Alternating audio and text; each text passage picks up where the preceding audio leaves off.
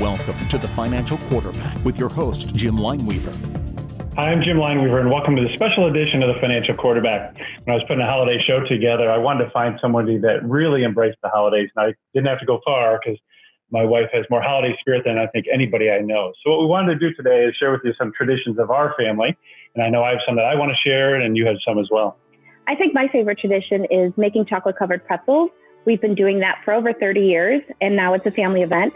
Our kids dip over 400 pretzels for me, and then I go back through and sprinkle them with red, green, and white chocolates and make them festive, and that's what we give out instead of cookie trays, and I think everyone enjoys them. And they're really good. Unfortunately, I only get the broken pieces. All the good ones get given to everybody else, but they are great to have around the holidays.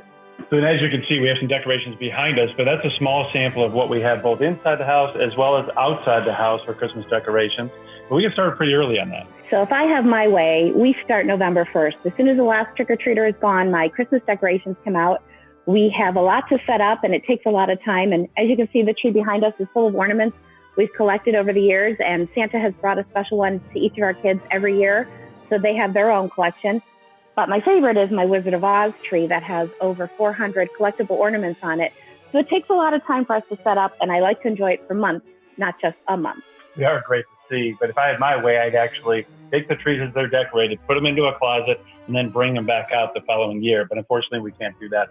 So we take everything down, and then we reassemble it back up the following year. But it is a lot of great time that we spend with our families, putting decorations up and everything.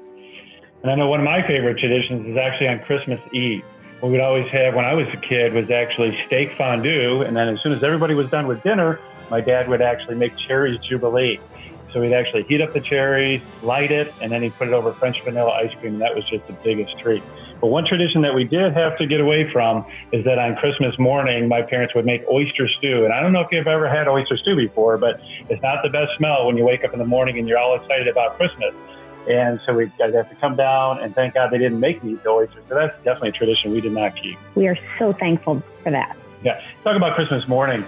We actually have our kids. They have to wait at the top of the steps before they can actually come down to see their presents. But there's a reason for that. So when our daughter was young, she decided to come down early and separate all the presents into piles so she could tell her brother and sister that she got more presents from them.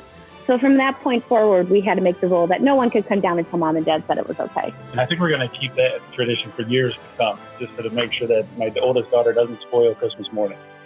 But I hope you enjoyed some of these traditions as you make traditions of your own during this holiday season. So from our family to yours, Happy holidays.